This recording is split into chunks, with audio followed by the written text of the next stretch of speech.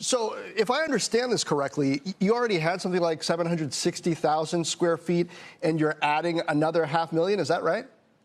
Yeah, we have an existing facility of 780,000 feet on 50 acres in the Brooklyn Navy Yard, and this will be a facility in Sunset Park, Brooklyn, of about 625,000 feet.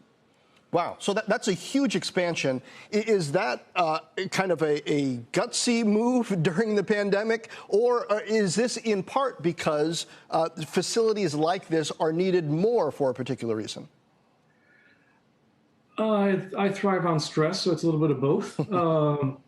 It's a large investment, and it's a specialized building. We do all kinds of real estate development, but since 2004, when we opened the facility in the Navy Yard, we think we have pretty good expertise in this field, and certainly the demand for content has skyrocketed, as you said.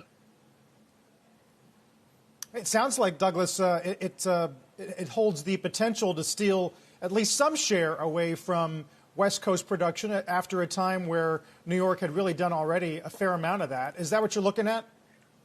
New York has had more new scripted dramas starting here than in LA last year. So we think that New York really holds its own and continues to take market share from LA.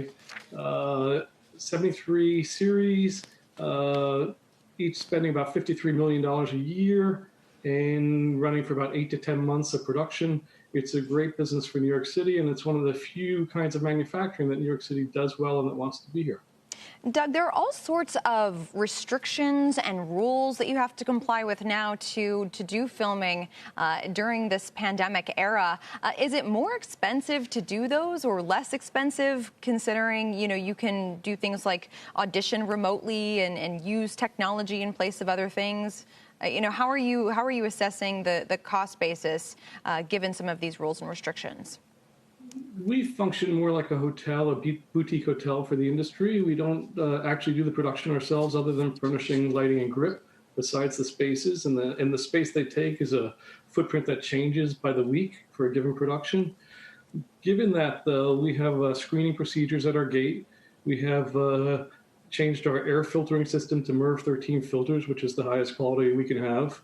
There are all kinds of new protocols for how food is served on the set, the density of crews, occupancy within the sports spaces. Certainly it'll be more expensive and take a little longer, but the demand for content warrants it. Earlier in the year, Doug, people have been saying, well, everything's going to be shot exterior. It's going to be awfully hard. Or they were doing rewrites of scripts where people were in close quarters, of romantic narratives and all of that. Do you think that those concerns earlier in the stage of the pandemic were overdone? I think this industry revolves around the stars, and keeping the stars healthy and safe is the number one concern as a driver of the business. So in terms of intimate scenes or crowd scenes, they definitely are rewriting scripts and are still figuring out how best to do that. The unions are working out the new work rules in light of the pandemic, and they'll get through it.